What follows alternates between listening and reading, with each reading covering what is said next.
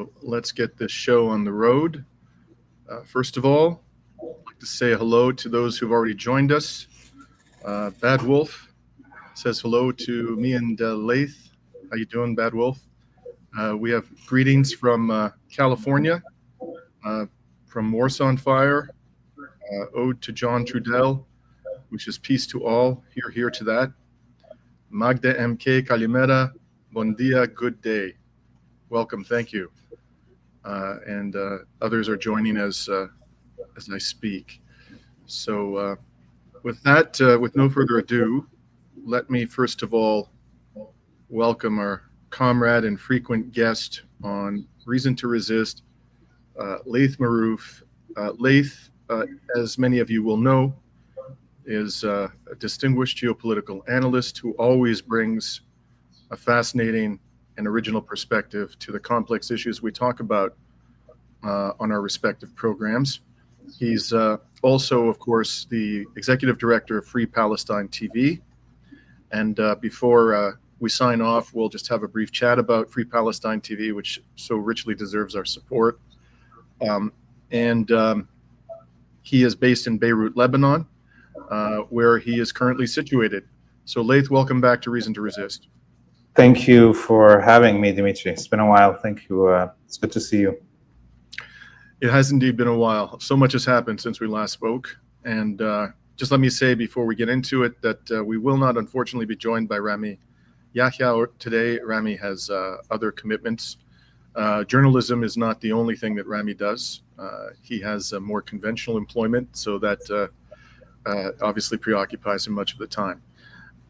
Now, today is a national holiday in Canada known as Canada Day.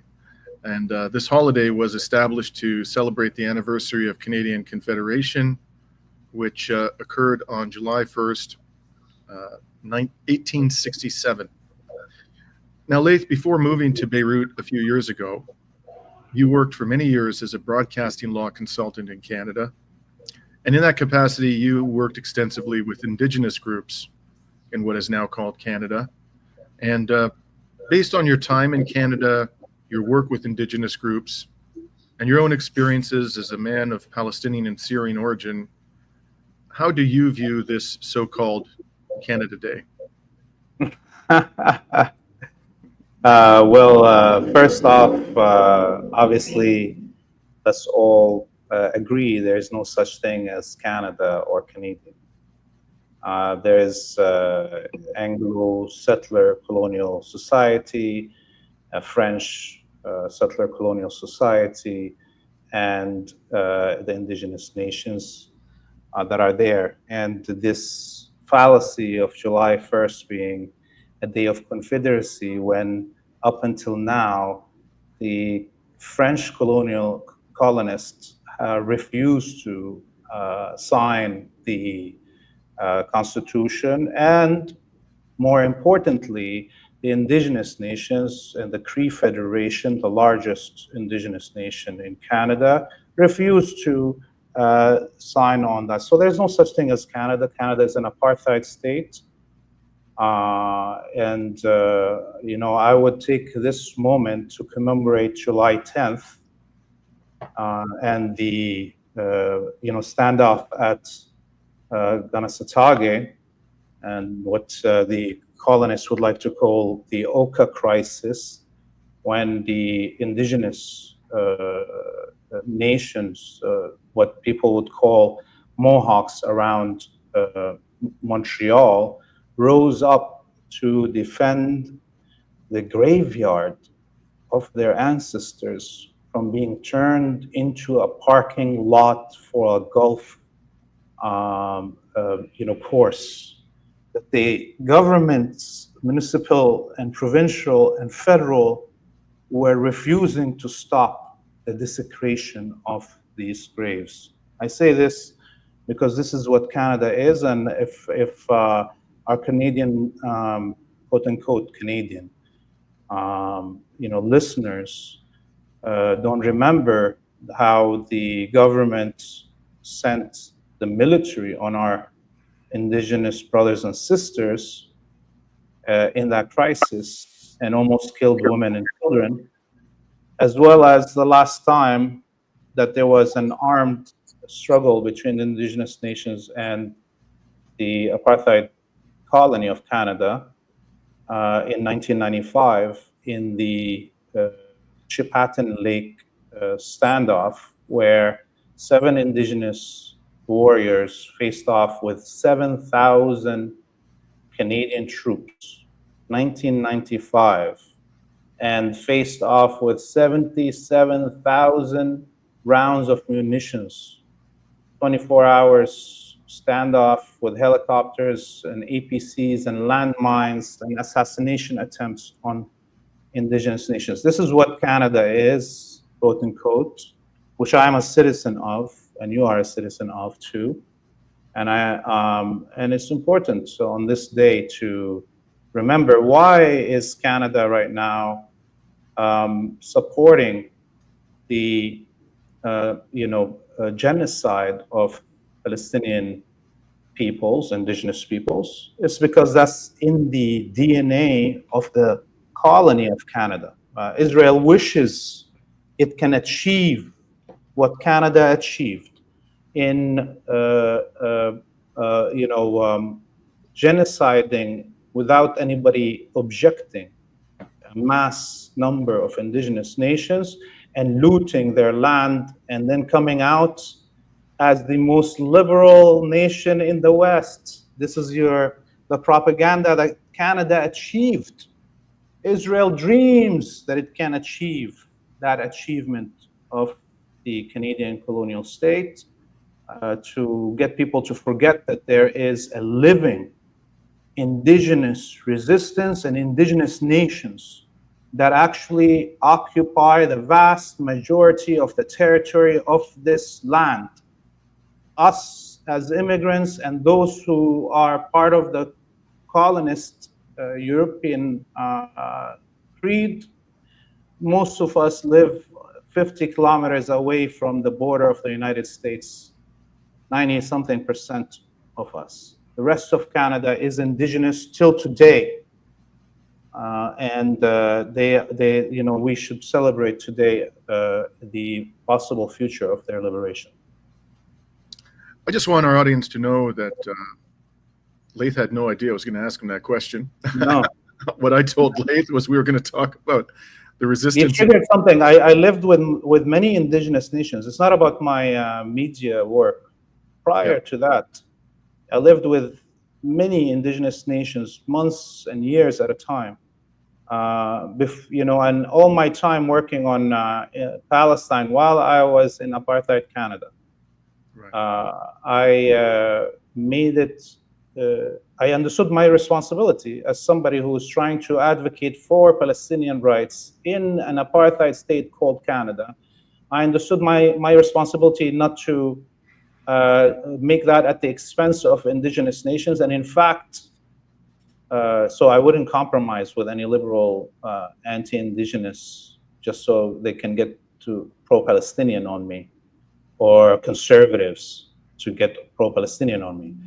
And I understood that I am a guest on an indigenous land that I have not received welcome on by chance.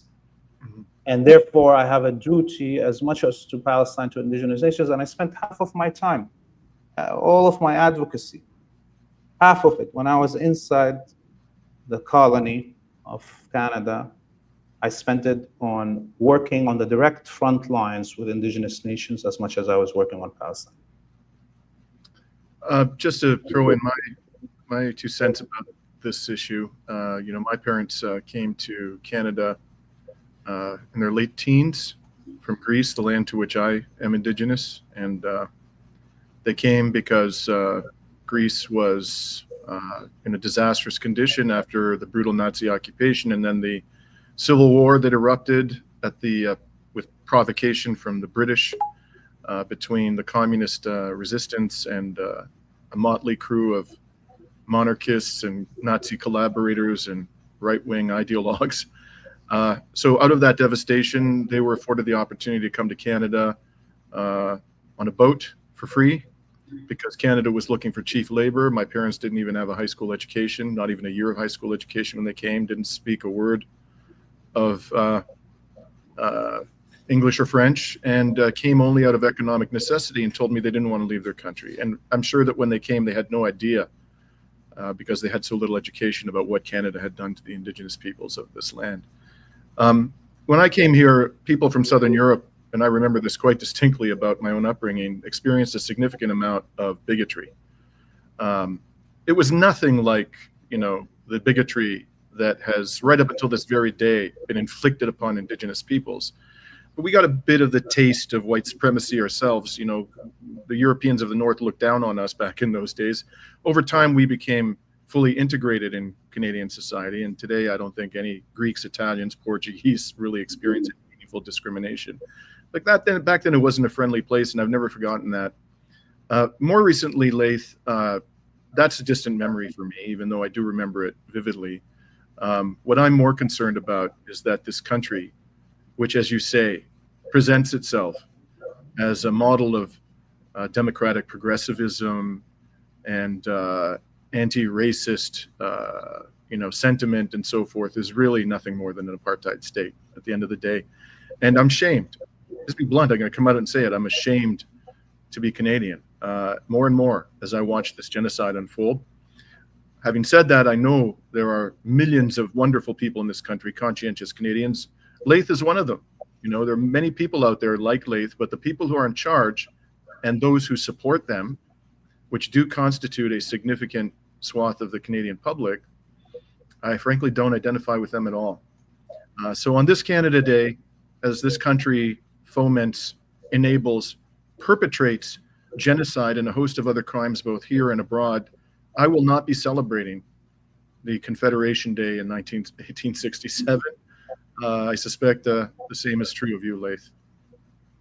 Yeah, I mean, it's ridiculous to me, and that would be like an Indigenous person celebrating Israel Day.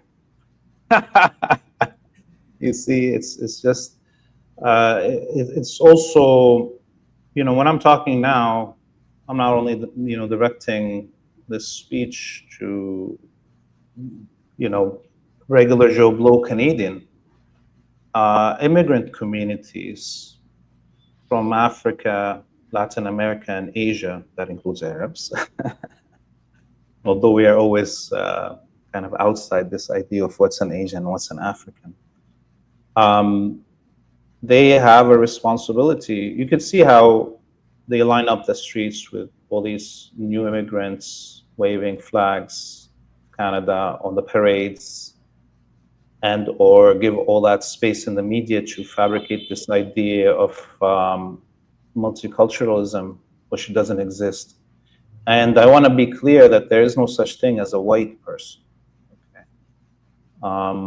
White is a fabricated, malleable identity that is totally dependent on colonialism. There's Anglo and Germanic and Latin, and it keeps on growing, accepting who accepts the colonial contract, which is, as a citizen, to be looting the lands of Indigenous people and killing them. That's the social contract in Canada. That's the social contract in Israel. That's the social contract in Australia between the colonist and the state. And whiteness is malleable as much as it is. You have Black people like Obama, and that's another context of Black doesn't exist. There's no such thing as Black. There's Bantu peoples, there's Zulu peoples, there's Ethiopic people, there's Somalis. These are identities based on language. And all Black and white was made in the furnace of the colonial project in North America, as much as the redness. You see, the furnace of colonial genocide that created those identities which they don't exist in reality. So we have to make sure that anyone that listens here that hears the word white and takes it as an attack on them, they need to question themselves. Are they white, really? There is no such thing as white. What culture are you in? By the way, I am also Anglo, like you, because we think and live in an Anglo society. I consume Anglo culture and pop culture and read literature in English. I speak it and dream it. Therefore, I am Anglo as much as I'm Arabic.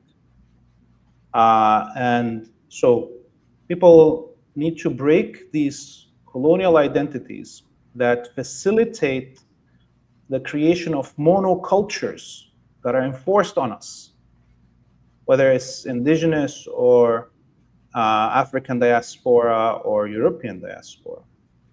Look at that, how you're being molded into this identity. Thank you for those thoughts, Laith. We could talk for hours about this. You and I actually have, as we toured the devastation of South Lebanon over the past 18 months. But today we're going to move on because we want to focus on the momentous developments in Laith's part of the world. So with that, I'd like to turn to the subject of the state of the resistance in West Asia. And today I'm going to ask you, Laith, about three areas in particular. First, occupied Palestine, then Lebanon, and then finally we'll discuss Iran. So let us begin with the state of affairs in occupied Palestine, and in particular Gaza. A few days ago, the Israeli military announced the death of the 20th Israeli terrorist. They call them soldiers. I think a much more accurate term is terrorists, who was killed in Gaza during the month of June. And this prompted the Israeli liberal newspaper Haaretz to publish a chart showing the deaths sustained by the Israeli genocide forces on a monthly basis over the prior 12 months. Now, let's be clear here that these are the official statistics, right? So who knows what the actual casualty figures are? They're certainly not going to be smaller than this, and may well be far in excess of this. And secondly, this is only deaths, not wounded. So you will see there, Laith, I don't know if you've already seen this chart, but June was indeed the highest level of deaths sustained by Israel's genocide forces in the past 12 months. And there was obviously a dramatic decrease during the months of February and March because of the ceasefire, which Israel did not respect, but certainly it drastically reduced the level of killing, and the resistance abided by the ceasefire when Trump returned to the White House on January 20th and did not attack Israeli forces, even though frequently Palestinians were being attacked. So that explains this dramatic reduction in the deaths sustained by the Israeli military in February and March. But then there was a rapid increase. The second thing I want to show you is one of the incidents that occurred during the month of June in Gaza, and one of the worst for Israel's genocide forces, was an attack by resistance fighters on an armored personnel carrier in Gaza. I would show you the video, but YouTube doesn't like that sort of thing. If you see the video, and you can find it on resistance channels, including on Telegram, it is extraordinary. The courage that these fighters require to do this sort of thing is really just beyond my comprehension. But somebody, one of them, walked up to an armored personnel carrier, dropped an explosive device in it, and a massive fire broke out, and it killed 7 troops inside. And this has caused a considerable amount of angst in Israel, not just to the military, but to the media, because frankly, it showed a quite astonishing lack of military professionalism on the part of the genocide forces, in my opinion. So in any case, with that as background, Laith, what do you make of this?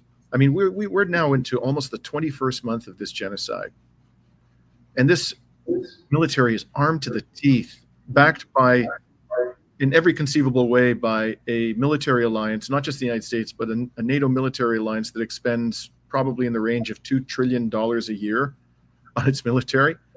And rather than, the statistics indicating success, it seems, based on the trend over the last several months, that things are getting worse for Israel's military. What is your take on what is happening there? Yeah, I mean, these are the declared numbers, so obviously we take them with a grain of salt. They're much lower than the real true numbers. And I would say I know you described it as unprofessionalism of the IDF, but I would say it's the ingenuity of the fighters that the IDF can try to do whatever it wants to. The necessity is the mother of ingenuity, and a people that are under a Holocaust condition will find ways to resist that their oppressor cannot even imagine. And that's what we do. And that's why the Palestinians, although with all these huge civilian losses that are, mostly because of shelling from the air and the ground and the ships from far away, in reality, if we look at the face-to-face between the Zionist occupation soldiers and the resistance fighters, we see on the one side the diaper women's lingerie army, and on the other, people that want to defend their land and their people and their loved ones and to get their freedom. This is the difference between the two. Most of these soldiers that are dying, have never had to fight something like this. They like to fire, as we see, from far away, even in terms of if it's small weapons, that's going to be a sniper, as the snipers that are shooting on the Palestinians going to the aid queues in Gaza. So the ground operations for the Zionist military have always been its weakest because they are so dependent on the cutting edge technologies that are handed to them by daddy in the White House and daddy in London, that they can fire from far away. It's all about like video game situations. They'll continue to lose this ground invasion war, and they'll continue to genocide more Palestinians until they're defeated. And that's what's coming. And we could see why now it makes sense, actually, that the axis of resistance didn't go attack all on the same day, October 8th. We can see now the actual plan fruiting in front of us. Yes. On the question of, fighting for one's land, I just want to note that the 20th soldier slain, again, soldier, I use the term loosely, a much more accurate term would be Israeli terrorist, slain in Gaza in the month of June, according to the Times of Israel, was Sergeant Yisrael Natan Rosenfeld of the 601st Combat Engineering Battalion. He moved to Israel from London in the United Kingdom with his family 11 years ago, so when he was 9 years old, and is not indigenous to the land of Palestine. Now, I'd like to switch, Laith, over to the occupied West Bank. Now, within the past few days, the media committee of Jenin, the Jenin refugee camp, reported that the occupation forces had been carrying out continuous military aggression on Jenin city and its refugee camp for 159 days, beginning on January 21st, 2025. The aggression included home demolitions, property destruction, forced displacement, and the conversion of homes into military outposts. As of June 28th, so less than 6 months, the occupation forces had killed 42 Palestinians in Jenin. And that actually included, I should say, 2 by the Palestinian Authority. They were killed by the Palestinian Authority, and dozens more were injured and arrested. Over 600 homes during that period were completely destroyed. Nearly 22,000 residents forcibly displaced and still barred from returning. Laith, Free Palestine TV has journalists on the ground in the West Bank who've been reporting under extraordinarily difficult circumstances. What are they telling you nowadays about conditions there, not just within Jenin, but throughout the occupied West Bank? So the situation that you described in Jenin is repeated in Tul Karim and its refugee camp, and Nablus and its refugee camp. And so there's ongoing destruction. You know, I think in the Tul Karim refugee camp is almost now 60% of structures destroyed. So it's starting to resemble images of South Lebanon, those camps and the neighborhoods in the cities that are adjacent to them. And this is above and beyond the daily attacks by Israeli settlers, Jewish white supremacists, attacking villages. And then, as happened in Taiba, which is the only village in the West Bank that's totally Christian in terms of inhabitants, they were attacked. Their homes were set on fire with the families inside, and when they came out and tried to put out their fires, they were attacked by the settlers, and then they fought back, and then the Israeli military comes and shoots 3 indigenous people from Taiba, killing them, 3 Palestinians. And that's repeating and more often even in the Jordan Valley, which is very isolated from the rest of the West Bank. You need like total security clearance to even cross to these villages that have been practically depopulated. We saw,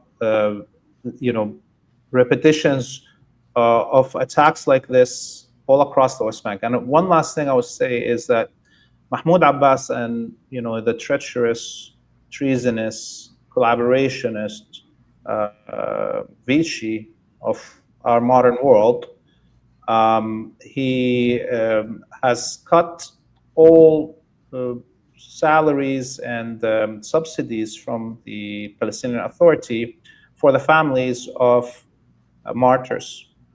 And so today there was demonstrations outside the Prime Minister's office, whatever that is, and the families got beaten up.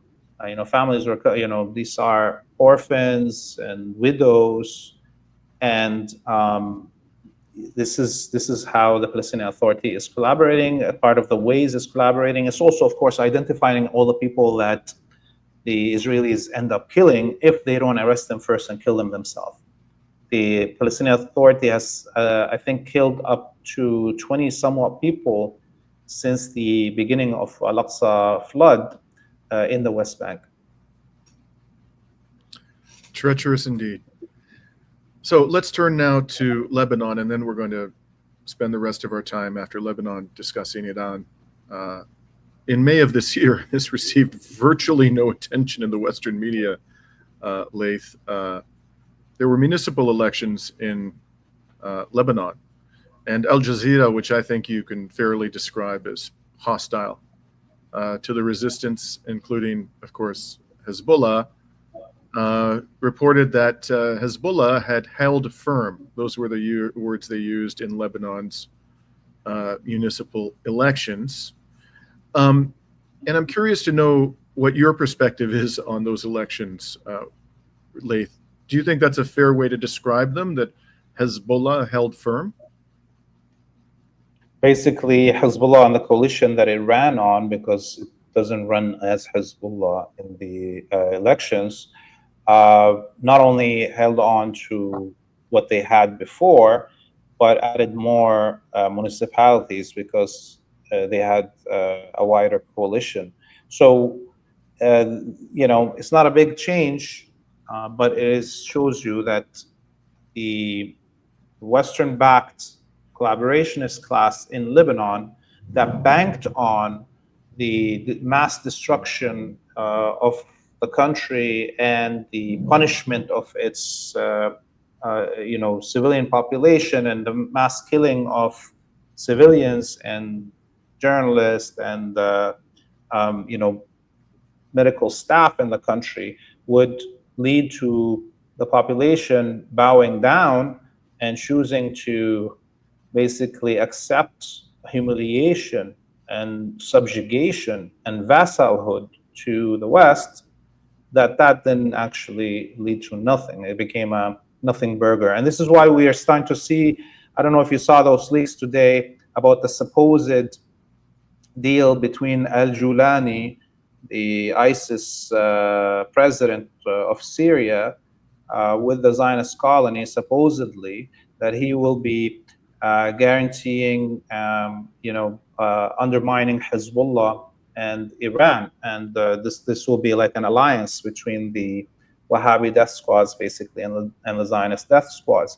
And you see, now they're coming out publicly with it because they were hoping that they can do this change through the punishment of the civilian population, the deliberate terrorization of the Lebanese population. That they were hoping that will break the Lebanese regular Joe Blow, their will, and they will vote against Hezbollah, and they can get into power without a direct fight. Now it seems like that the West is driving towards having the Wahhabi death squads attack.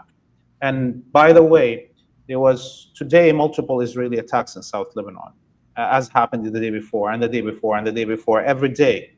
Okay, and there was a huge group of ISIS, al-Nusra Front, al-Julani related terrorists that were Syrian nationals that were caught in the Dahiya today, earlier, with explosives and plans to attack the Ashura procession.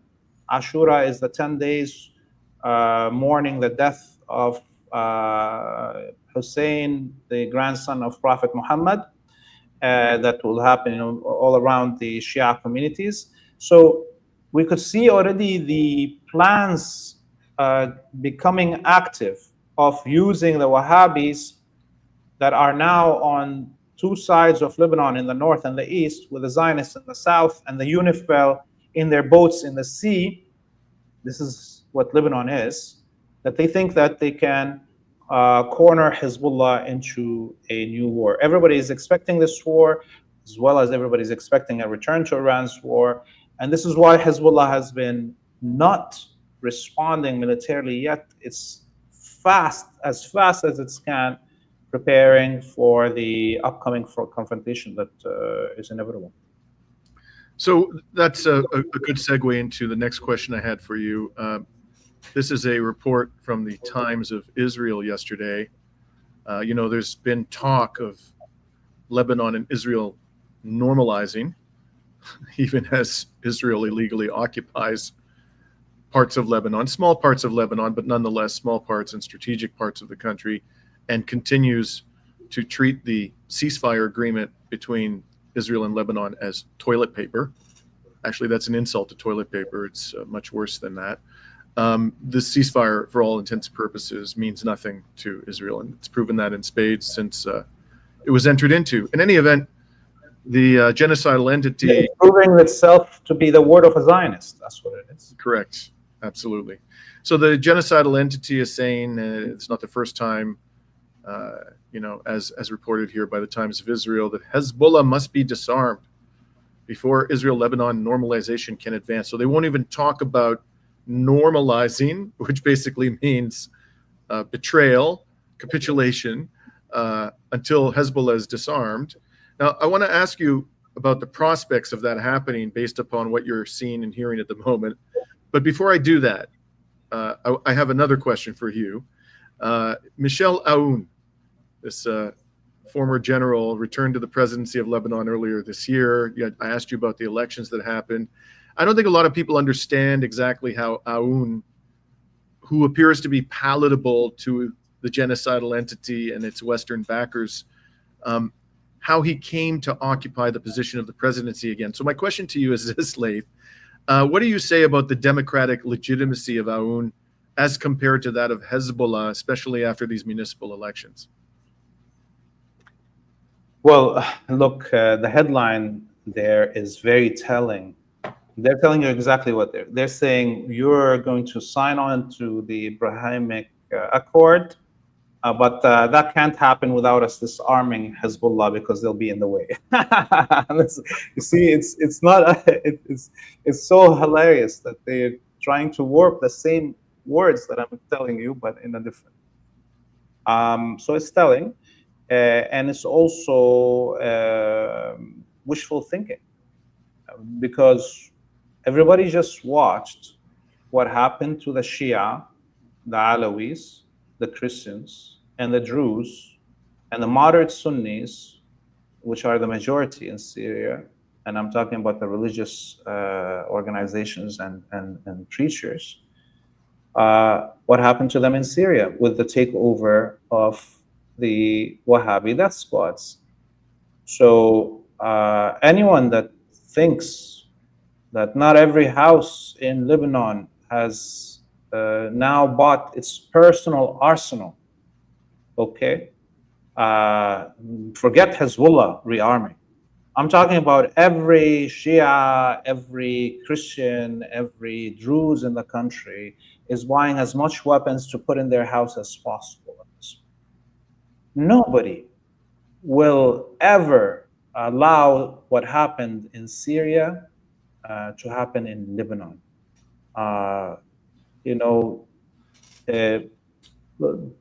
Just last week on Sunday Mass, Orthodox Church in Damascus blown up with 26 Syrian Christians slaughtered while they're praying. And that was an extremely important and old church in the history of Christianity, was it not? I think, didn't you and I visit that church in Damascus in 2023 before the genocide began? It's not the same church, but it is an important stop on the pilgrimage route between Ma'lula and the old city of Damascus.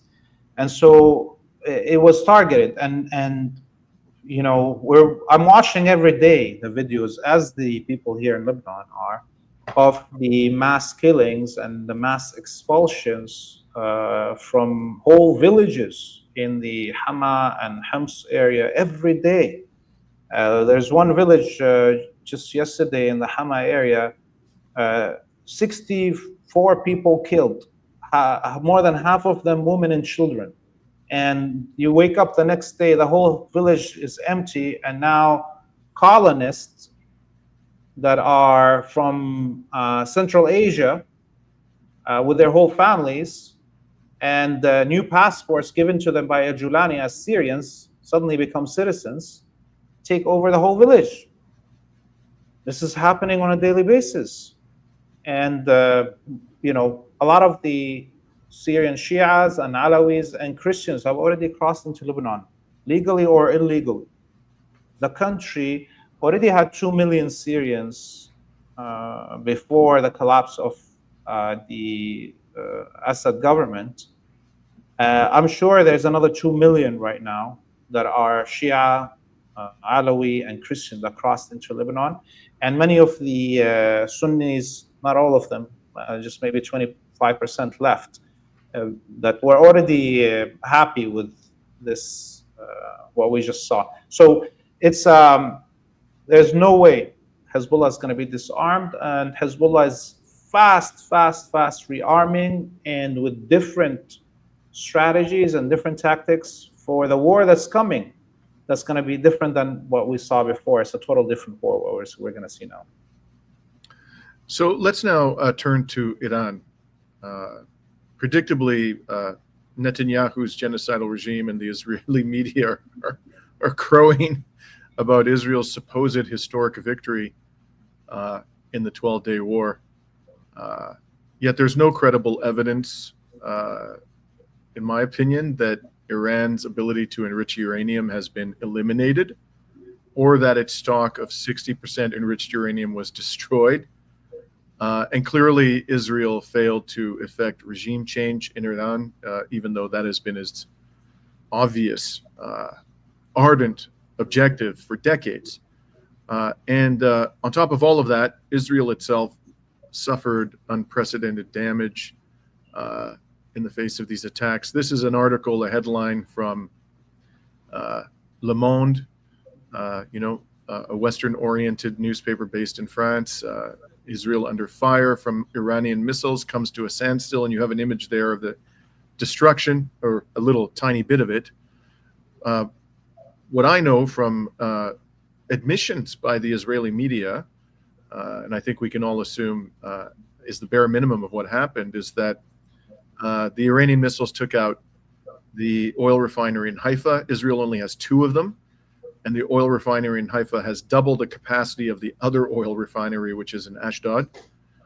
Israel took out the Weizmann Institute, or at least did severe damage to it. This is the technological backbone of the IDF, the genocide forces of Israel.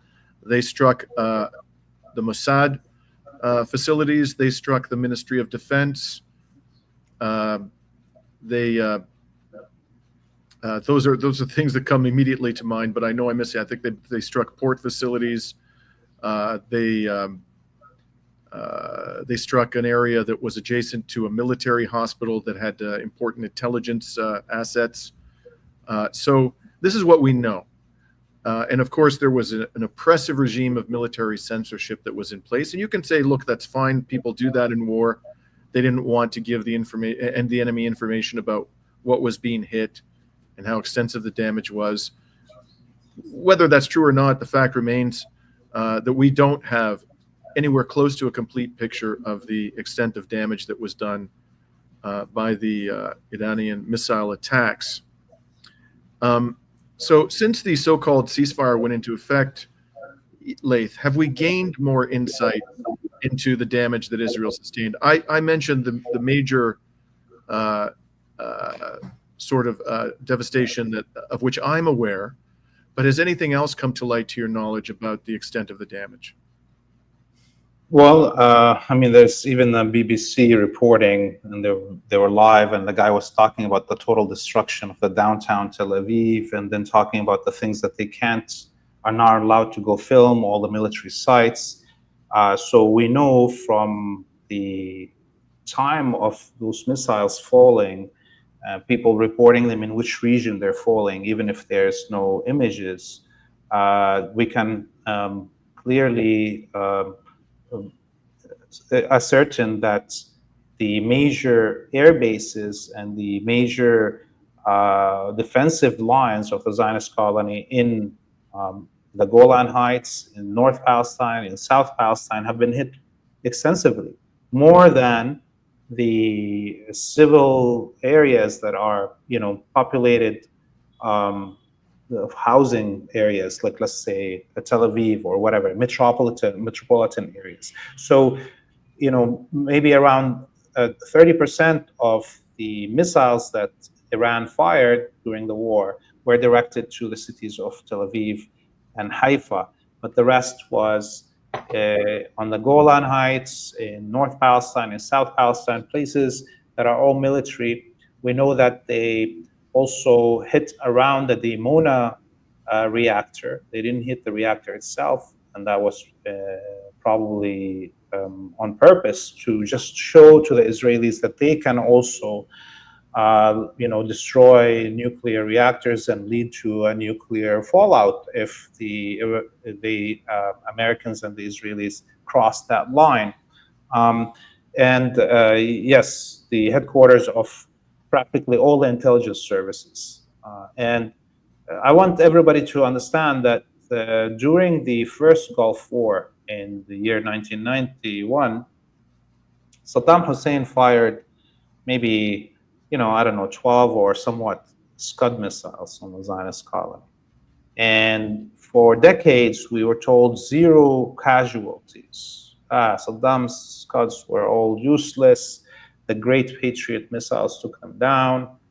And now we know that the 92 Israelis died from those few missiles that Saddam Hussein sent. So with the clear evidence that we have from the destruction and the images of the effects of Iran's hypersonic missiles and ballistic missiles, we must be presuming that there's a huge amount of destruction and loss for life for the Zionist colonists. And they admitted themselves that it cost them more than $2 billion on anti-air defense missiles alone, this 12-day war.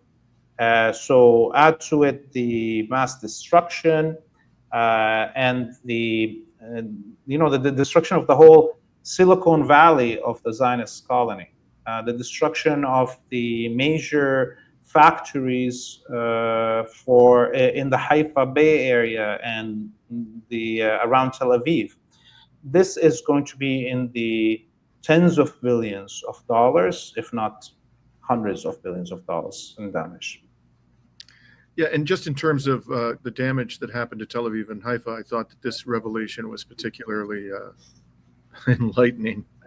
Haaretz this week published an article which had an interesting admission.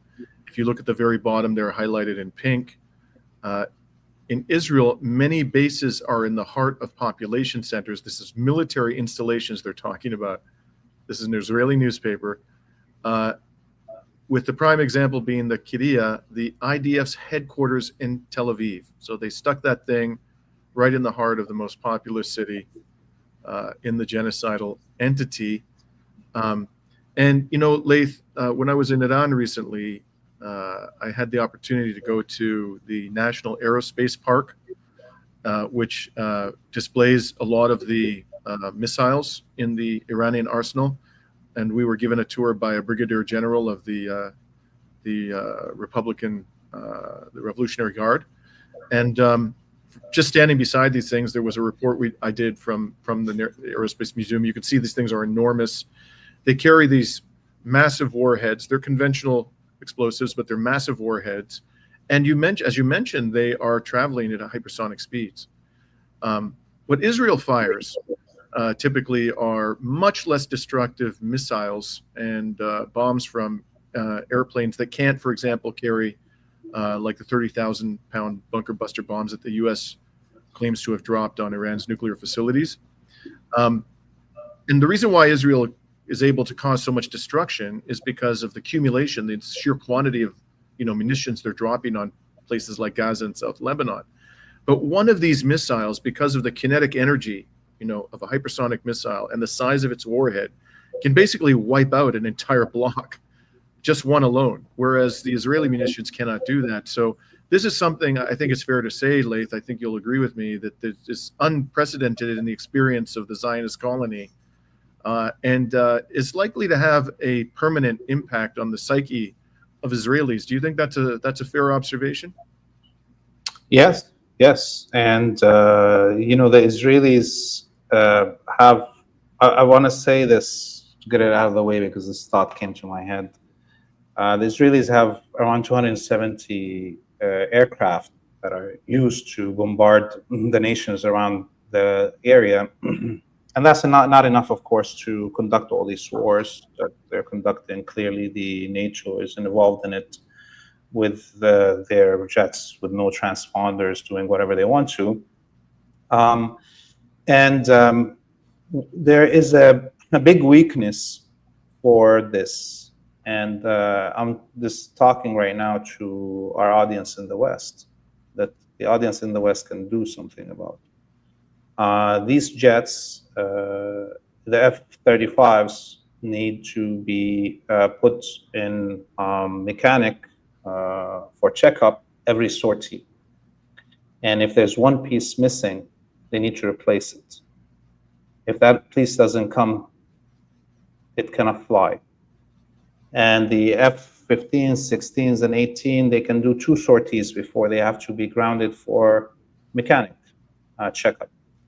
And you don't need to, you need to look at what Palestine Action is doing in the UK and target now the chain of delivery even for one kind of piece in one of these jets. One manufacturer that you take out of the chain will ground this whole fleet within a week because they wouldn't be able to replace that piece. And that's a power that everybody listening has that's in the West. Look at the production chain for parts for these jets. Your question was, I'm sorry, I just had this thought in my head. Whether you believe this is going to have a permanent or long-lasting impact on the psyche of the Israeli population and how that might impact the future of the colony going forward. I mean, what just happened to the Zionists, the whooping they got from Iran, and the fact that the emperor came and used the largest weapons, supposedly, this is what he claims, the largest weapons at the disposal of the American empire below the nuclear threshold. They used those on Iran, and they couldn't use any of their bases in the area. They had to fly from across the planet with those B-2s in fear of their mass death of their own soldiers in retaliation by Iran. And they failed. So what does this say? That meant the emperor, barked, and then just farted. Okay. Mm-hmm. That's what happened. The emperor just farted, and the whole world psyche was changed that day. The fact that Iran whipped the Zionists behind and then fought back the United States and now exposed the United States as unable to conduct a war with Iran without the use of nuclear weapons. We saw the joy spread around the world. Humanity now can see a way out, a possibility to defeat the Zionists, that there is hope, and we see more emboldened voices around the globe coming out, like Bob Villan, and we can talk about that. And inside the Zionist colony and inside the Zionist communities in Canada, the US, the UK, that, this defeat and the inability to shield themselves by the use of imperial force, to shield themselves from this, just punishment that they got. Okay, you could see now the anger and how they're going into a frenzy of really wanting to expose themselves even more. Going berserk, like calling death to the IDF as a call to death against Jewish children. You saw that headline?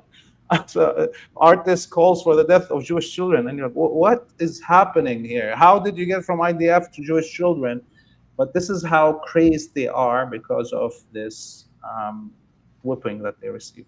Yeah, let me just say straight up, calling for the death of IDF soldiers is no different than calling for the death of the SS in the Second World War, in my opinion. Not a damn difference. Would we have been offended if we were alive during the Second World War, witnessing the monstrosities that the Nazis inflicted on the Jewish people? Would we have been offended if people had called for death to the SS? Give me a break. What's even worse than that? I mean, goddamn, this is the culture, the English, of punk music. You had the Dead Kennedys, the Sex Pistols, what was this called? The Misfits. and you had songs calling for the death of Margaret Thatcher and happy for her death and dancing on it and the Queen and everything, and everybody's fine with all of that. You can have a song for not only a chant, a whole song for the death of anybody you want, and any religion, and any god, and any leader, and anything you want. But don't you dare touch the Zionist colony or its death cult or its death squads. This is the holy of holies. This is the golden calf, right? Mhm. So it's crazy Yeah. how English media is trying to force the English people, who are very rude usually publicly. They're fine with being rudeness, and it's fine, Yeah. forcing them to act as if they're all Jewish themselves, or Zionist themselves, or Israeli themselves, or they are members of the IDF. They have to, as British citizens, they have to be invested in the IDF and the well-being of the IDF, or they're not British. Yeah, yeah. I just want to point out that one of our audience members, Vina Khalek, noted that Trump was tweeting in support of the death of the Ayatollah Khamenei during this war, and that's not, some musician who doesn't have the ability to impact, the fate of any Israeli terrorist, i.e., soldier.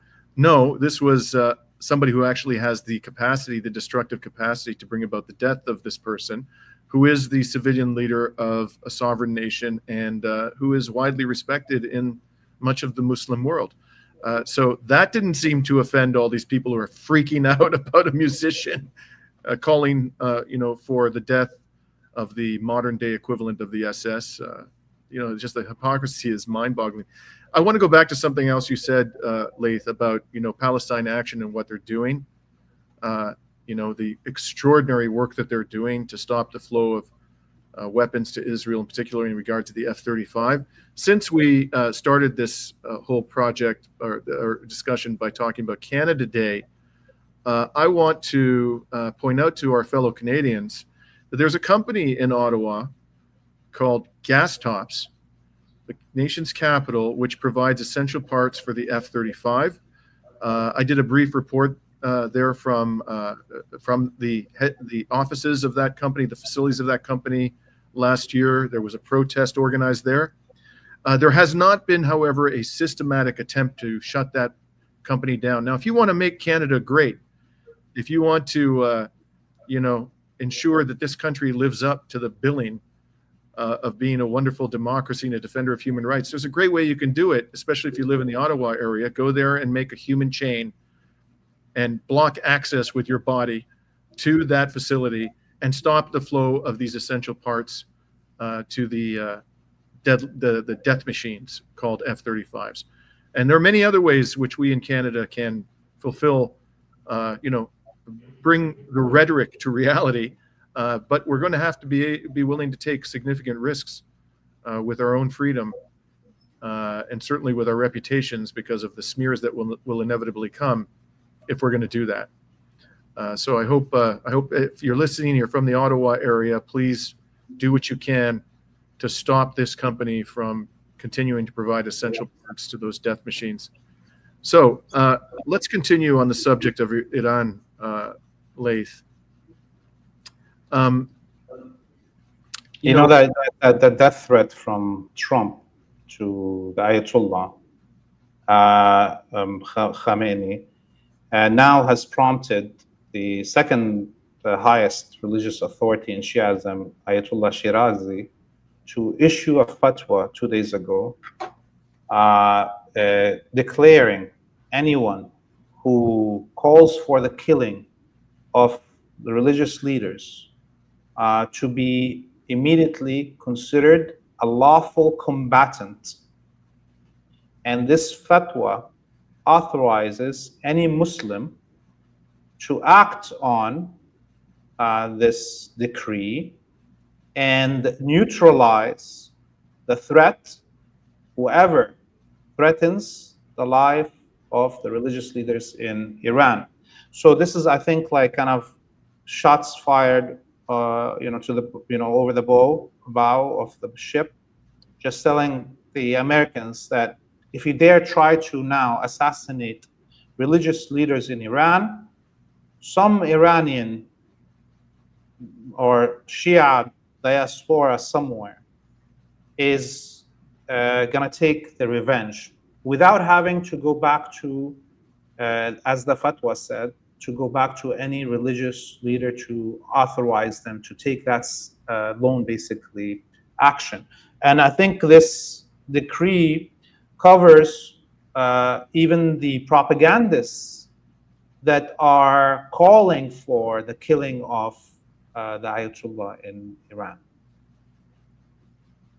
Wow. Now, I want to continue on the subject of the war.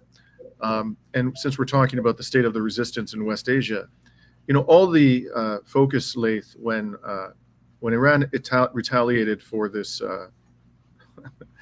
circus exhibition, this strike on its nuclear facilities by the U.S. bombers. And we can get into why I say that's a circus if you want to, but that's not what my question's about. All the focus was on the retaliation on the Al Udeid massive U.S. military base in Qatar. But there were also, I saw at that moment in the sort of the fog of war, there were some reports coming out that U.S. military bases in Iraq were also coming under attack, and they just kind of disappeared. So it's very unclear to me.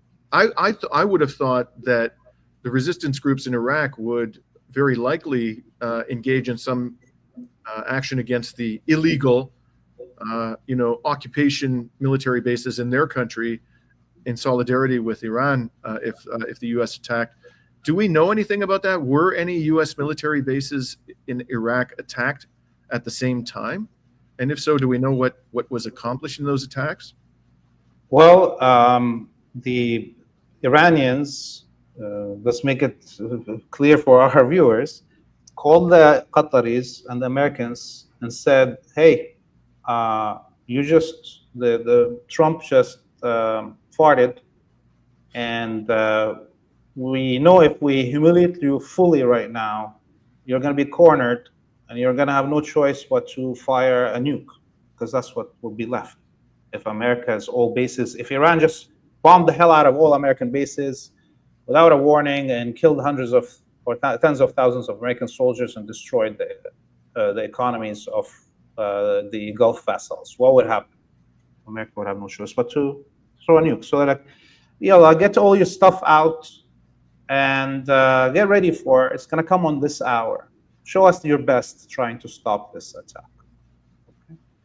And they fired exactly 16 missiles, the same number of missiles that the U.S. fired on the Iranian facilities, nuclear facilities, on Al Udeid. Al Udeid had all the air defenses that you can think about, and the Qataris engaged their own air defenses and risked their own aviation and fighter jets to try to stop these missiles.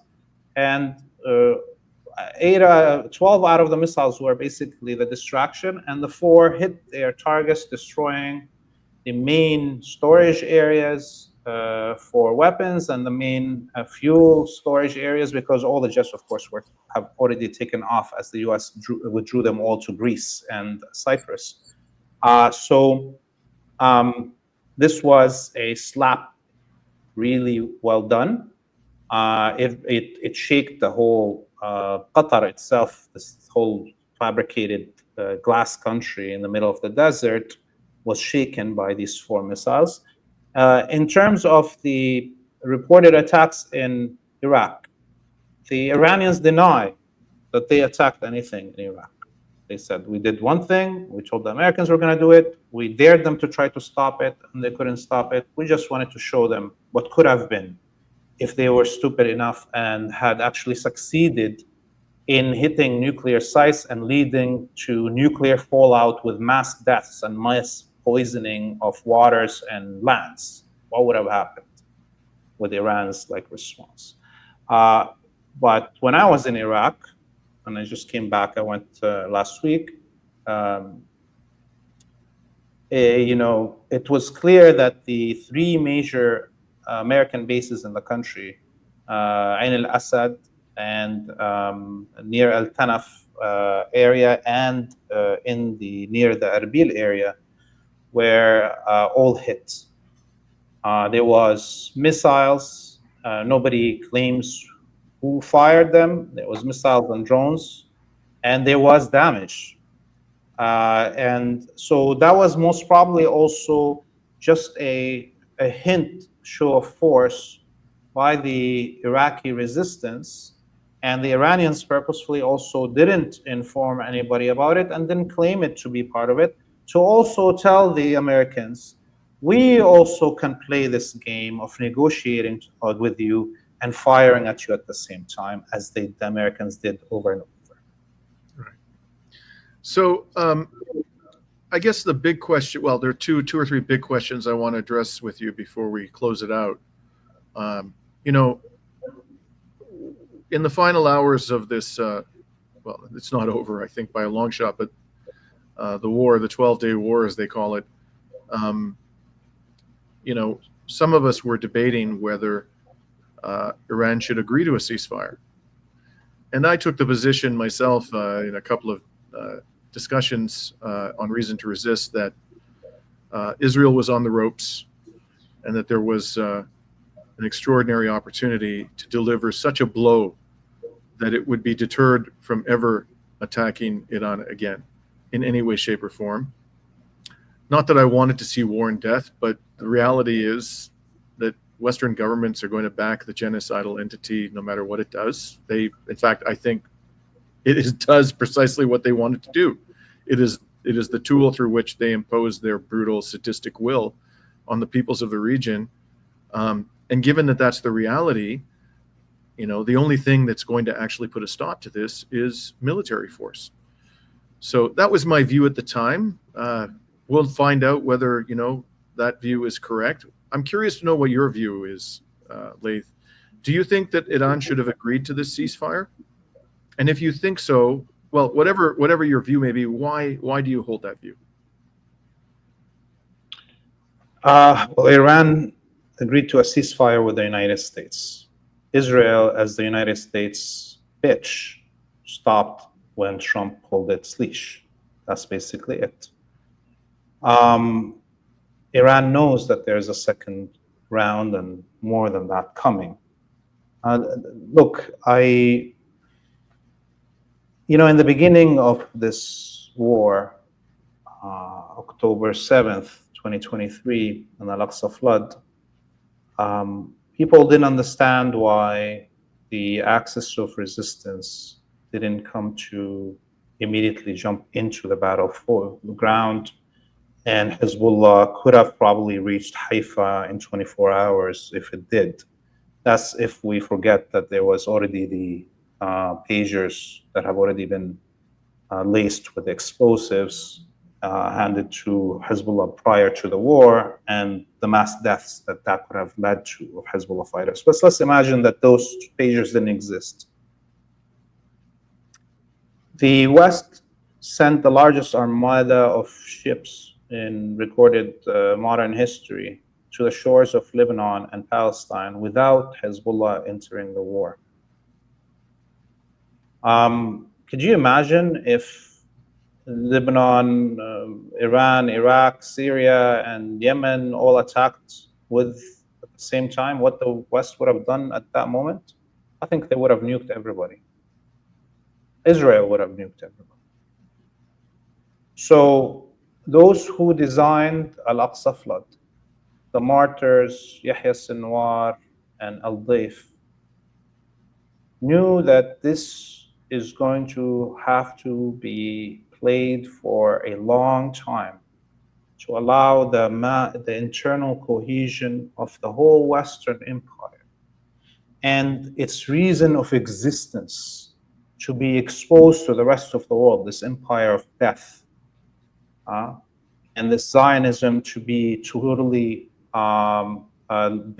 laid bare in front of all our eyes. What does Zionism mean? That the Palestinian doesn't have to anymore explain what Zionism means and its history. Okay. and that there will be huge losses in martyrs, huge numbers of victims, including the leaders of the resistance that are probably not going to see the end of Liberation Day of Palestine.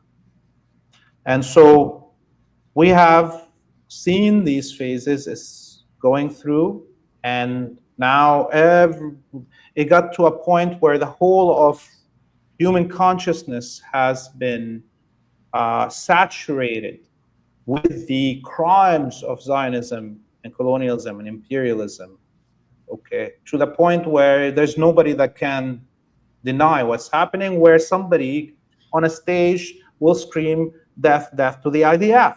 This is how much saturation we are. And the stresses economically on the West to maintain the Zionist colony, the stresses on the soft power of the West, the internal cohesion of these societies that is now on the edge of total rebellion with the picking up of arms, as has happened in the United States with Elias Rodriguez, and or with the advanced militancy of Palestine Action, that if prescribed as terrorists in the British Parliament will for sure mean armed militancy will arrive in the shores of the UK against Zionism. Okay, all of those are why Iran has to, and the axis of resistance have to drag this as long as they can. Although Iran could have wiped Israel off the map with 10 or 20,000 missiles all at once and be gone like piff poff, okay, and American bases. But nobody wants the nuclear holocaust, and we as the people of this region don't want to be the cause that everybody remembers as the reason that nuclear winter descended on humans is because those Arabs and Muslims didn't want to submit. Understood. So my last question to you, Laith, I'm going to ask you to pull out your crystal ball and give it a good polish and tell us what you think lies ahead. So I think you and I agree that the America's rabid Israeli dog is not going to stop. This is just a pause in the war between Iran and Israel, with the United States and the whole of the West on the side of Israel. I mean, it's really a war between the West and Israel. And Iran, I should say. Let's be clear about that. It's not the pipsqueak Israel would have no hope of ever putting up any kind of a fight against Iran, a much larger, formidable country with an ancient, distinguished history, were it not for the full backing of the West. So this is really a war between the West and Iran, and we know that the West isn't going to stop. How do you see this playing out in the months ahead? Do you think they're just beginning to? Sorry, go ahead. Do you think they're going to do or attempt to do, because they've been saying this, the Israelis have been saying they're going to treat this ceasefire like the one in Lebanon. So basically, Iran stops attacking them and they just attack Iran whenever they feel like it. Do you think that's what's going to happen? That they're going to revert to overt military attack on Iran? Or do you see this playing out in some other way? They're now barking more than ever. This is, of course, imaginary that they can do what they're doing in Lebanon and Iran. And by the way, we're already seeing the beginnings of the next stages of this war. In the last 12 hours, there's been, tens of Azerbaijanis arrested in Iran and tens of Azerbaijanis arrested in Russia. Okay. And then there was tens of Russians arrested in Azerbaijan, and a invasion of Sputnik Azerbaijan, and the arrest of all the staff of Sputnik Radio, the Russian radio, in Azerbaijan. And so why I'm saying this is because Azerbaijan, by the way, a lot of the flights attacking the central north part of Iran were coming through Azerbaijani airspace over the Caspian Sea and firing towards Tehran. So the Azerbaijani were military and intelligence services were heavily involved in the war against Iran, and the we're seeing the results beginning now, the payback starts, and we will see the Israelis, because the United States cannot attack Iran and will not attack Iran. It's not going to do it. The Israelis have to now prove that they are the bully again. Okay, they've just got been slapped on their behind in front of the whole world.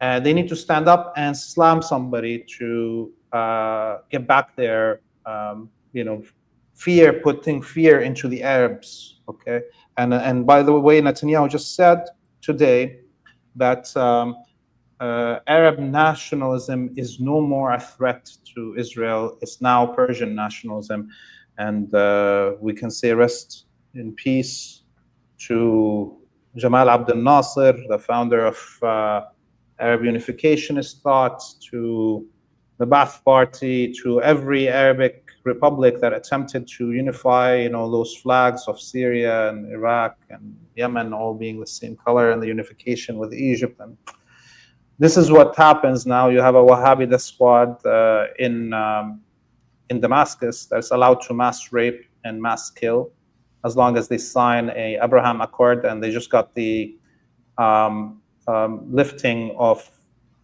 sanctions of Syria just hours ago, by the way. The Israelis will attempt to either attack Yemen again in the next few days, and most probably will reignite the war in Lebanon. But this is going to take a little bit more setting up, and this, as we have seen, will require the mass involvement of Wahhabi death squads at invasion from Syria, because the diaper army cannot face the Lebanese resistance. They need to send head choppers in the hundreds of thousands to even face the brave Lebanese resistance that faced those hordes for a long time anyways in Syria and kept them at bay. Yeah. And I'll just add one little thought. If people think Hezbollah has been defeated, ask yourselves this: why hasn't the Israeli military moved into South Lebanon up to the Litani River? It's long coveted this land, and it's not even attempting to occupy South Lebanon because it knows full well that it continues to confront a fierce and serious enemy there in the form of the resistance, not just Hezbollah, but other Lebanese resistance fighters. In any case, Laith, I know it's getting late there, late there, not Laith, but late in Beirut, and I really appreciate you taking the time in the evening there to join us this evening. I look forward to our next discussion. Great to see you, man. Talk to you soon. And we're signing off for now on Reason to Resist, and hopefully we'll be able to come back to you with a live stream on Thursday of this week. Peace out.